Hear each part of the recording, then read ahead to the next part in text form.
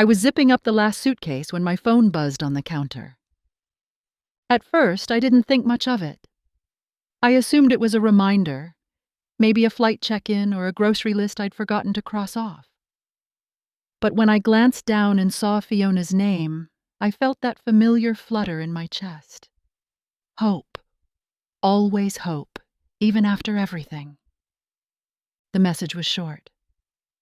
One line, no punctuation. Trevor's mom will be coming, instead we're keeping it just us.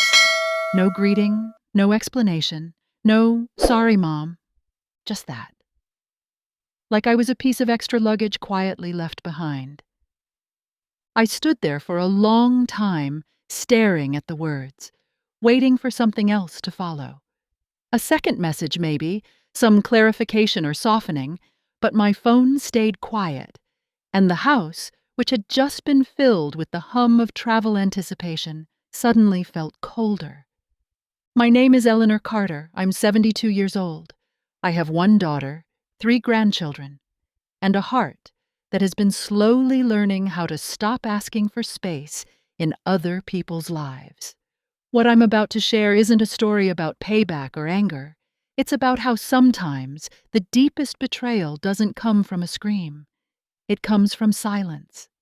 And how I finally decided that silence would no longer have the last word. 3 years. That's how long I spent planning this trip. Not in a casual, daydreaming sort of way, but with deliberate care, like someone piecing together a memory they wanted to live inside. The Oregon coast wasn't just a location.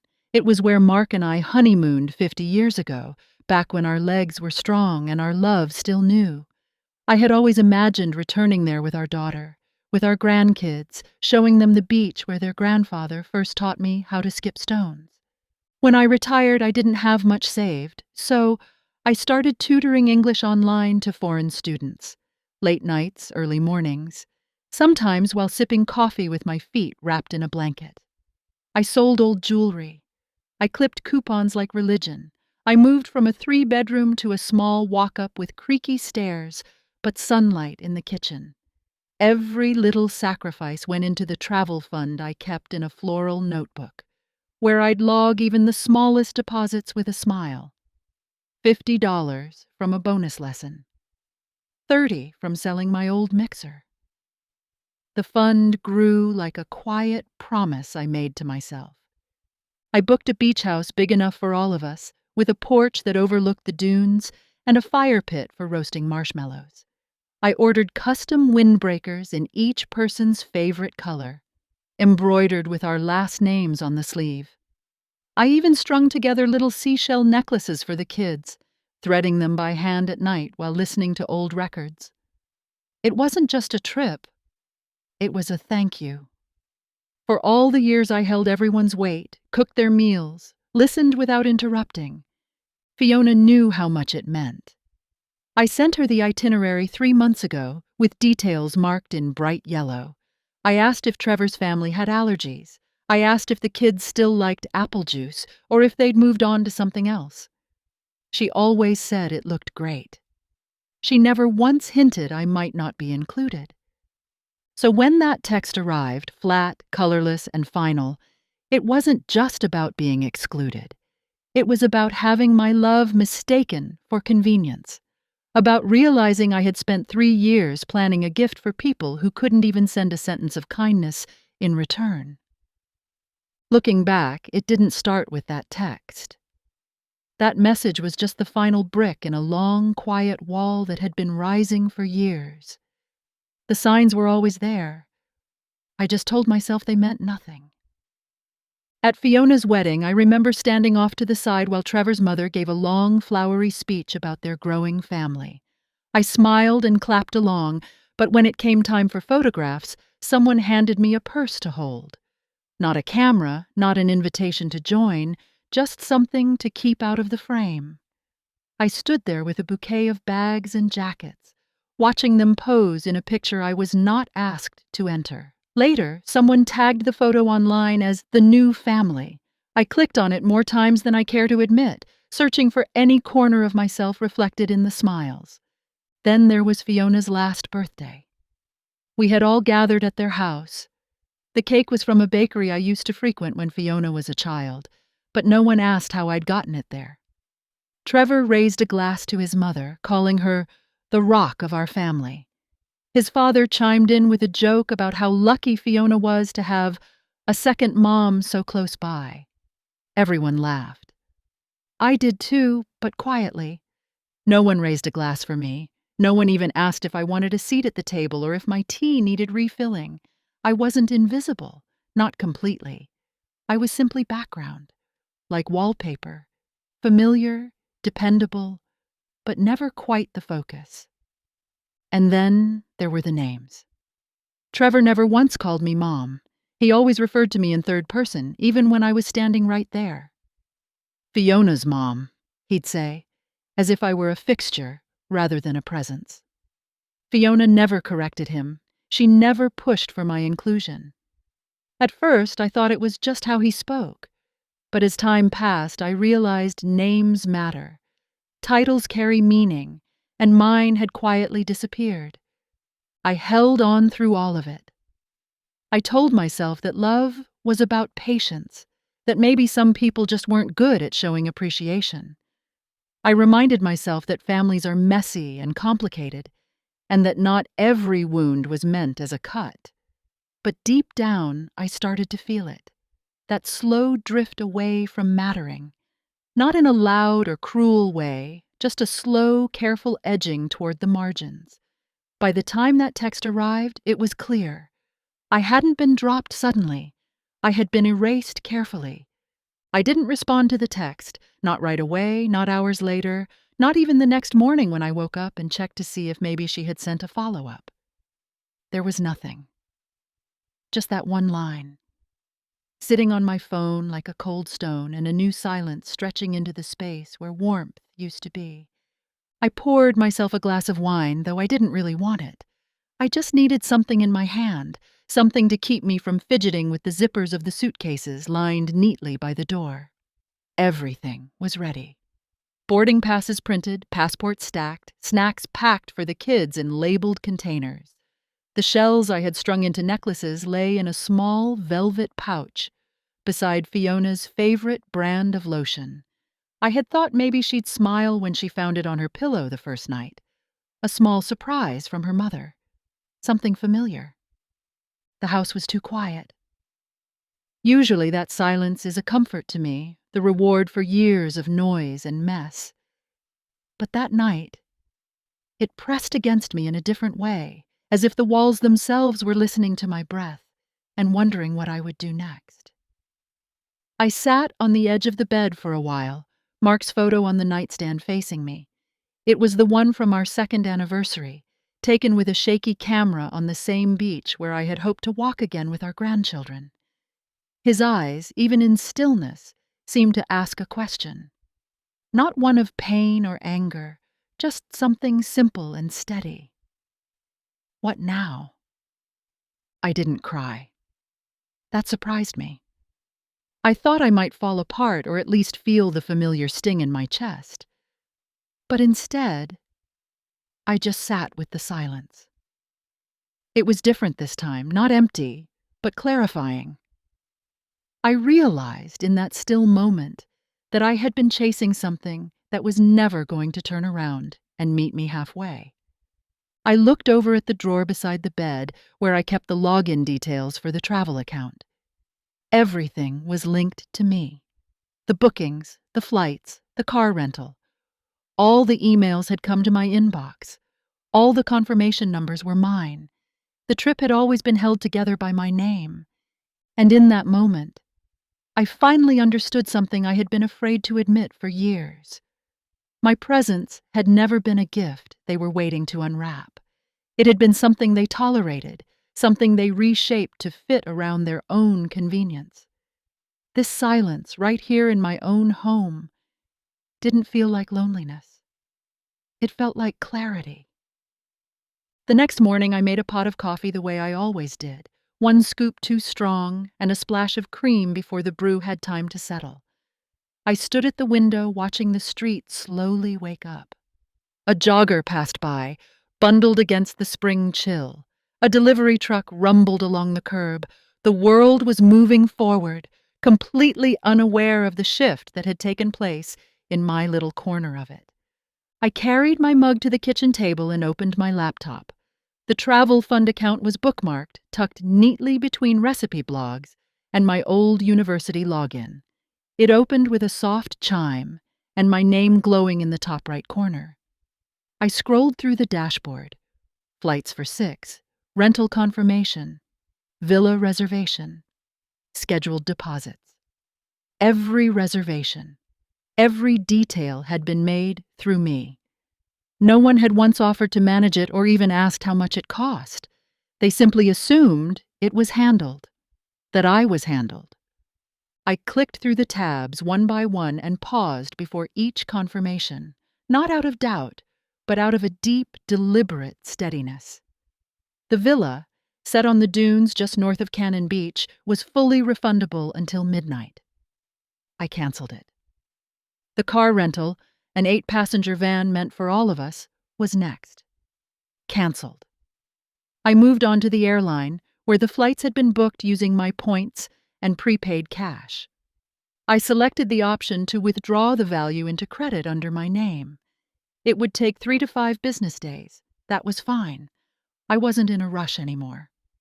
I opened the account where I kept the travel funds, a modest balance I had spent years growing with care. It was still untouched, even after all the reservations. I transferred the full amount into my personal savings account and closed the fund entirely. A box popped up asking if I was sure. I clicked yes without hesitation. I didn't feel triumphant. I didn't feel cruel. I felt clean, as though I had finally wiped away the fog from a mirror that had long shown me someone squinting to see herself clearly. My phone buzzed once while I was working, then again. I didn't look. I didn't need to. I already knew what those messages would say: confusion, concern, maybe even indignation once they realized what had happened. Let them stand at the gate. Let them hand over cards that decline, one after another. Let them speak to agents and look around in frustration, wondering where the pieces had gone. I wasn't hiding them. I was simply no longer the one holding them together. I imagined them arriving early, as they always did. Trevor liked to be at the gate a full hour before boarding, which meant Fiona would have rushed the kids through breakfast, barking reminders about passports and hand sanitizer. They probably checked in online the night before, their digital boarding passes already pulled up and ready to scan. Maybe there was even a photo posted to Fiona's social feed that morning. A cheerful family selfie with the caption, "Off we go," followed by a little airplane emoji. But behind that filtered smile, I knew what waited. The first card would be declined at the baggage drop. A moment of confusion. Maybe Fiona would try another one, then glance at Trevor with a furrowed brow. The second card would fail too. The airline representative would frown, offer a tight smile, and suggest they contact the booking party. Fiona would say her mother arranged everything. She might use my name, or maybe just say her. The woman who didn't seem important until suddenly she was the only one who mattered. Panic would start slowly, like a leak under the floorboards. Trevor would step forward, more annoyed than alarmed, trying his card with confidence. Then the agent would explain that the reservation was canceled. Not rescheduled, not delayed, canceled. No record exists under that confirmation number anymore. They'd call. Of course they would. Fiona would try first, then Trevor. The screen of my phone lit up from across the room, each name glowing for a few seconds before disappearing. I didn't move. I let the calls roll over into silence. Voicemails began to collect, one after another, their little red dot blinking from the corner of the screen like a metronome, keeping time with their unraveling. I sat in my favorite chair by the window, hands folded quietly in my lap.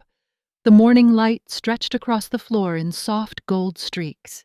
Outside, the same jogger passed again, now headed in the opposite direction. I listened to the ticking of the wall clock and the hum of the refrigerator. Inside this house, Everything was still. I didn't smile. I didn't gloat. I simply breathed. For the first time in years, I wasn't bracing for someone else's mood or adjusting myself to fit around another person's needs. I wasn't rushing in to fix things, to soothe or smooth or explain. They would figure it out. Or they wouldn't. Either way, I was done being the quiet solution to a mess I never made. That afternoon, I walked to the park down the street. It's small, just a few benches and a loop of cracked sidewalk shaded by tired trees, but it holds more of my life than most places do. I used to bring Fiona here when she was little. She'd race ahead on her scooter while I followed with a thermos of tea and a paperback half read. Her laugh would echo across the empty slides, and she'd shout for me to watch, again and again, as if I could ever stop looking. I found an open bench and sat beneath a patch of dappled sun, letting the warmth settle on my shoulders. Around me, the world moved with soft rhythm, dogs tugging their leashes, a mother balancing a toddler on her hip while pushing a stroller. Life still going. I closed my eyes and let the air settle. It smelled faintly of mulch and spring, of early blooms and tired grass. In that stillness, memories came uninvited. I saw Fiona at her college graduation posing proudly with Trevor's family while I stood a few steps off to the side. I remembered offering to take the picture so everyone else could be in it, telling myself it was easier that way. No one asked me to step in afterward, not even Fiona. Later, she posted the photo with a caption about the people who had helped her become who she was. I wasn't tagged. I wasn't mentioned. Then there was the time I mailed Christmas stockings I'd hand-stitched for each of the children. I'd spent weeks on them, carefully sewing their initials and tucking in small treats and folded paper stars with handwritten messages. Fiona sent a thank you email 2 weeks later, just one sentence long. No photos, no mention of what the kids thought. Just a brief nod, like checking something off a list. These weren't huge offenses. They weren't meant to hurt. But they stacked year after year, like dust gathering in corners. I told myself they didn't matter, that love was shown in quieter ways. But sitting there in that park, I realized how often I had minimized my own feelings, just to keep a place in someone else's life. I had turned myself into the sort of mother who asked for very little, hoping that being low maintenance would make me indispensable. It hadn't. It had made me invisible. The breeze shifted and a leaf drifted down in front of me. I watched it fall and settle on the path, unnoticed by anyone passing by. That's what it had started to feel like, being gently let go, then left to rest where no one would trip over me. But now, something different was stirring inside me. Not bitterness, not vengeance, just a soft, steady awareness that I didn't have to stay fallen. A few days passed. The phone calls stopped. The voicemails went unheard. I didn't listen to a single one. Whatever needed to be said had already been decided the moment they replaced me without warning. I started going back to church again, not for sermons or rituals, but for the quiet company of people who moved with patience. There's something about women in the back pews, the ones who arrive early, who straighten the hymnals, who bring extra mints in case someone needs one. That feels familiar. I recognized myself in them, not in their clothes or their smiles, but in the way they sat a little apart, always watching, always prepared to step in where they were needed, never where they were invited. There was Margaret, whose husband died 10 years ago, and who now sat alone with her hands folded and eyes closed long after service ended. And Louise, the retired nurse who had raised her daughter's children after a divorce, and then quietly faded into the background once those children grew up and moved on. There was also Hilda, whose own family never quite included her in their plans, though she sent cards and gifts faithfully every year. She once told me that her son had cropped her out of a vacation photo before posting it online, saying the frame looked better without clutter. I started to notice them more deliberately. Women who had spent decades giving, tending, listening, women whose lives had been built on showing up without being asked, who knew the weight of birthdays unacknowledged and thank yous that never came. And I began to wonder if maybe I wasn't the only one who had been left behind quietly, without a scene, without a final word. One afternoon after service, I sat beside Margaret on the bench outside the chapel. We watched a group of children chase each other in circles through the grass, their laughter rising like birdsong. I asked her when she had last seen the ocean. She smiled gently and said it had been years, maybe 20, maybe more. She couldn't quite remember the last time anyone asked her that. I went home and took out my notebook, the one I had used to track every dollar for the trip. I opened to a fresh page and wrote down 6 names: Margaret, Louise, Hilda, and 3 others whose faces I had seen in quiet corners, whose presence had always been steady but unsought. I didn't know their stories in full. I didn't need to. I only knew they deserved to be somewhere they hadn't been forgotten. The next morning I sat at the kitchen table with a pot of tea and 6 small note cards in front of me. I had chosen them from a drawer filled with leftover stationery, each one different, none particularly fancy, but all soft in color and blank with possibility. I wrote slowly, letting the words come as they wished. Not formal, not flowery, just honest. I didn't mention the canceled trip or the family that had quietly cast me aside. I didn't need to. Instead, I wrote about the sea breeze on the Oregon coast, the way the waves curl like a lullaby and the smell of salt that lingers in your clothes. I wrote about laughter around a dinner table, warm socks in the morning, and soft blankets in the evening when the wind picks up. I asked each woman if they would join me, not out of pity or charity, but as honored guests on a trip meant for women who had given without always being seen. I slipped each note into an envelope and delivered them by hand. Some were tucked quietly into pews after service. One was left in a mailbox with a little sprig of lavender. Another I handed over during a shared bus ride downtown. The weight of the gesture carried more by the quiet eye contact than by anything spoken aloud. By the end of the week, one by one, they said yes, not with immediate excitement, but with something quieter and deeper. Margaret clasped my hand with both of hers, her eyes glassy with a mix of surprise and hesitation. Louise left a voicemail, her voice trembling as she asked if it was really okay to say yes. Hilda wrote back on the back of the envelope I'd given her, scribbled in pencil, that it had been a long time since someone had thought of her first. I reopened the travel account, now restructured with new names. I booked a different house, smaller, simpler, but still with a view of the dunes. Enough beds for everyone, a fire pit for gathering, a porch that faced west for the sunsets. I ordered scarves instead of windbreakers, soft wool in gentle colors, each one chosen to reflect something I had noticed in them. A touch of yellow for Margaret's quiet cheer, a soft blue for Hilda's calm. I wrapped them myself, folding each one into tissue paper with care. As I confirmed the reservations, printed new tickets, and set aside spending money for meals and outings, I felt none of the strain or anxious energy I'd once carried. This wasn't about proving myself or hoping to be appreciated. This was about making space for women who had long been seated at the edges of their own lives. This time, we would sit together. This time, every name mattered.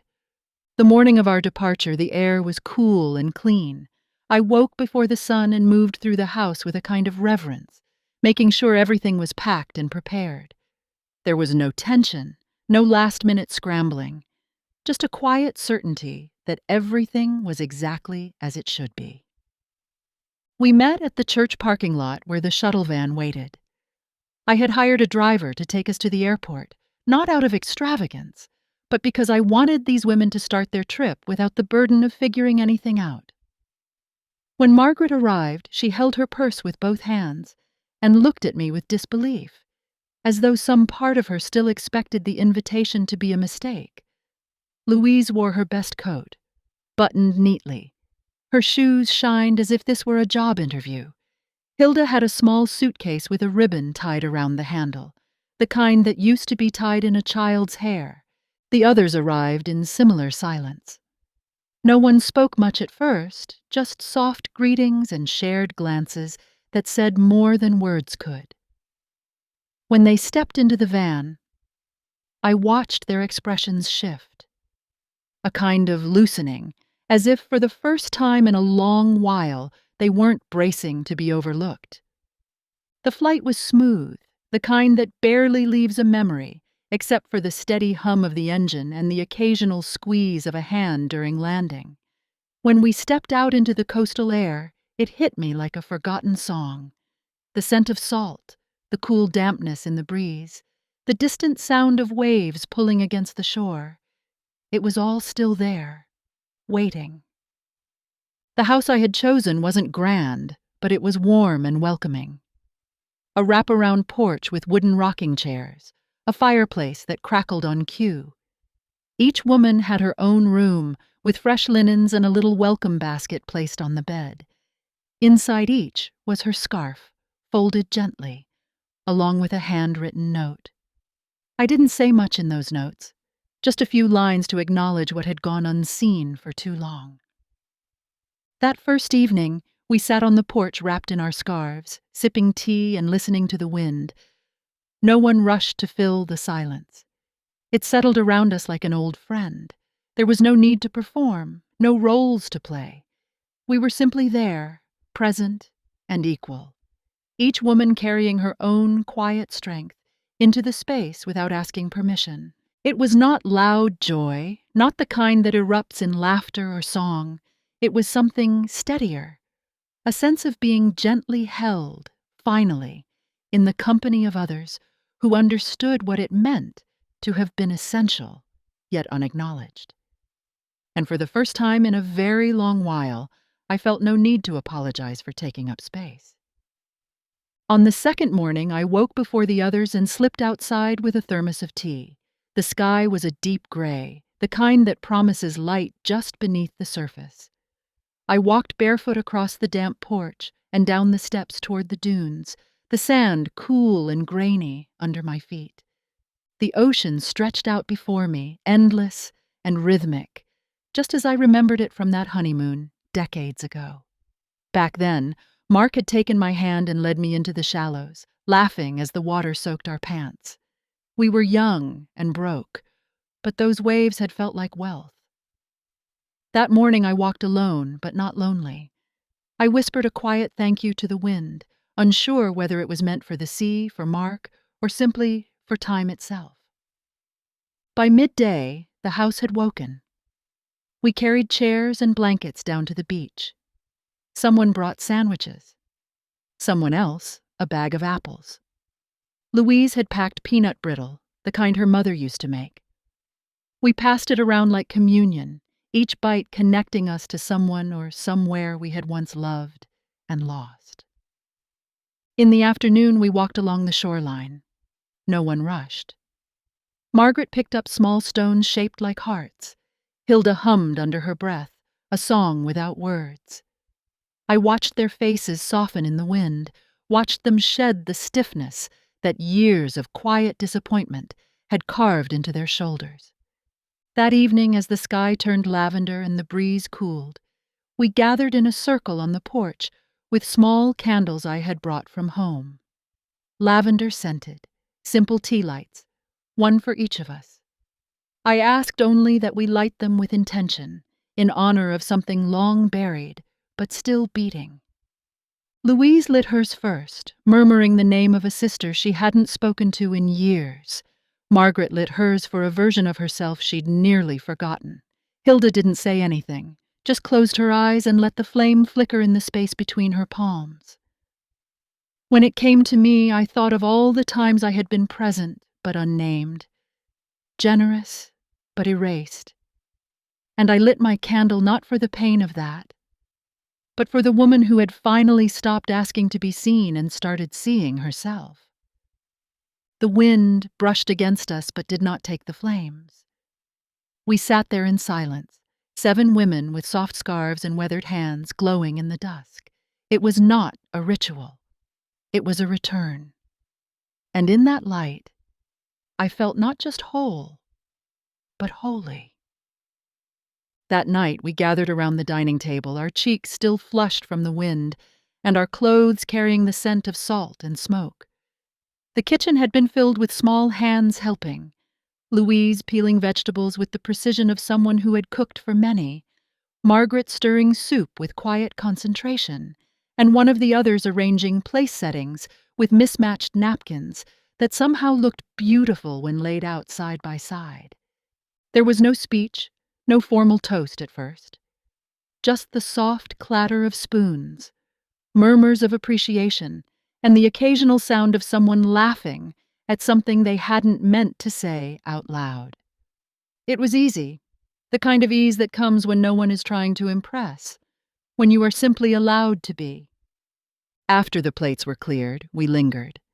No one reached for their phone. No one looked at the clock.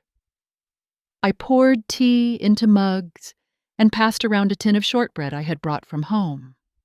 And then, without planning to, I spoke. I told them that this trip had started as something else, that it was meant for people who no longer saw me. I didn't give names, didn't share the text or the details. They didn't need those. I simply said that I had spent too long pouring myself into places that had no woe for me in return. And then I looked around the table and added that I was glad, truly glad, to be here instead, with women who knew how to hold space because they had so often lived without it. There was a silence after I spoke, but not the kind that makes you want to shrink. It was the kind that makes you sit up straighter. Louise reached for her mug and said she had raised 2 grandchildren and never once been in a single school photo. Margaret nodded and added that her birthday always landed around a holiday, and for 20 years, no one celebrated it on the actual day. One of the women, quiet until then, said she couldn't remember the last time someone had asked what kind of music she liked. The stories came softly, not like a rush, but like rain, steady, unhurried. Each woman spoke not with bitterness, but with relief, as though letting go of something they had carried alone for too long.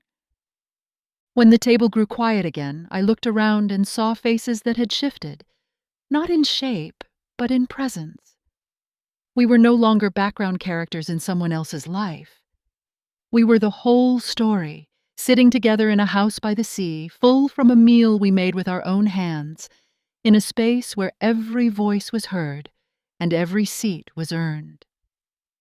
We returned home 2 days later, wind-kissed and content, each of us carrying something intangible but deeply felt.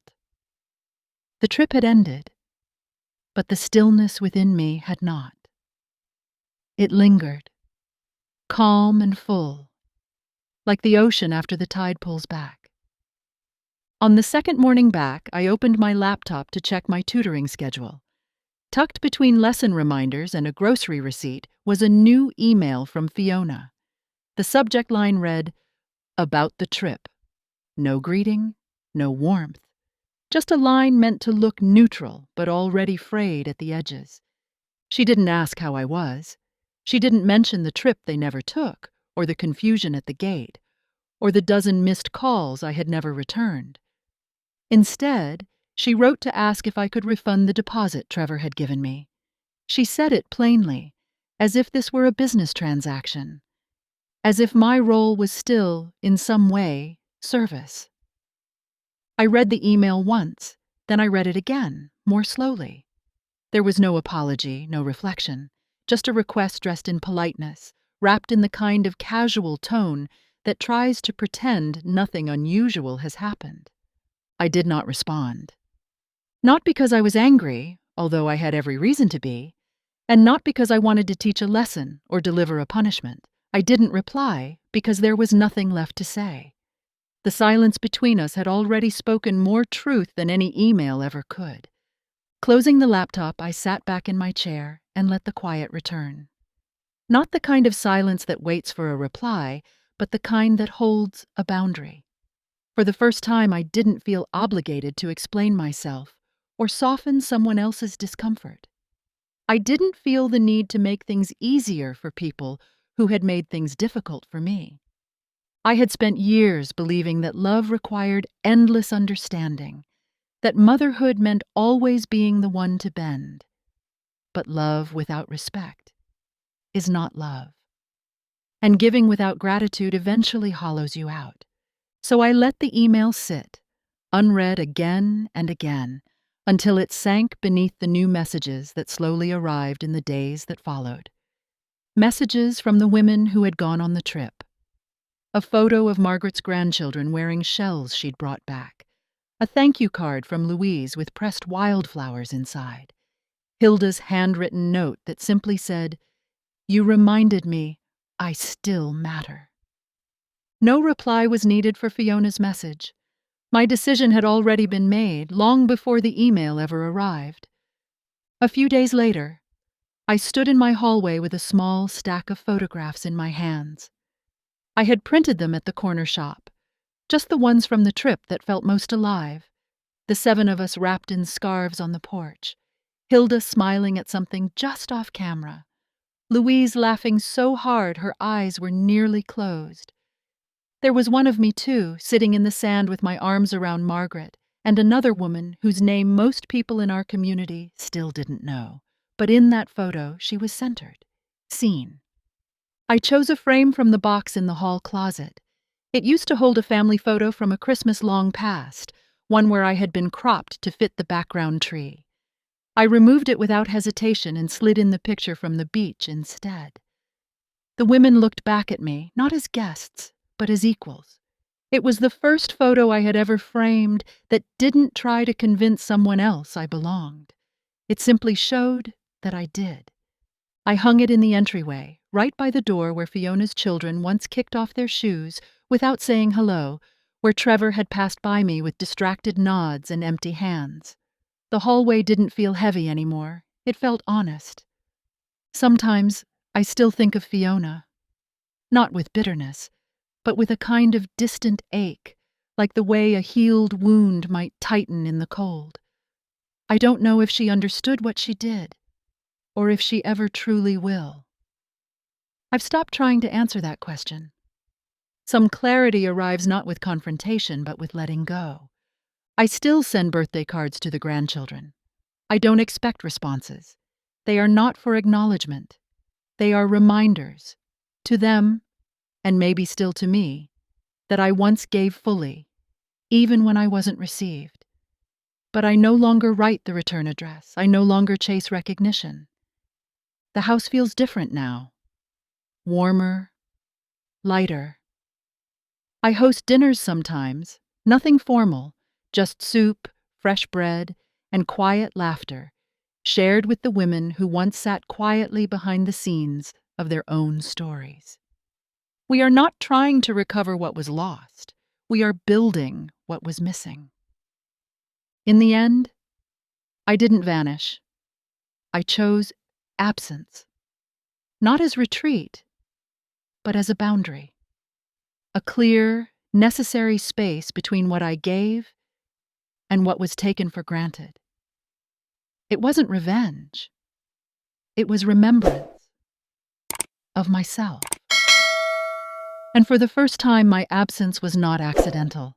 It was the most loving thing I've ever done for myself.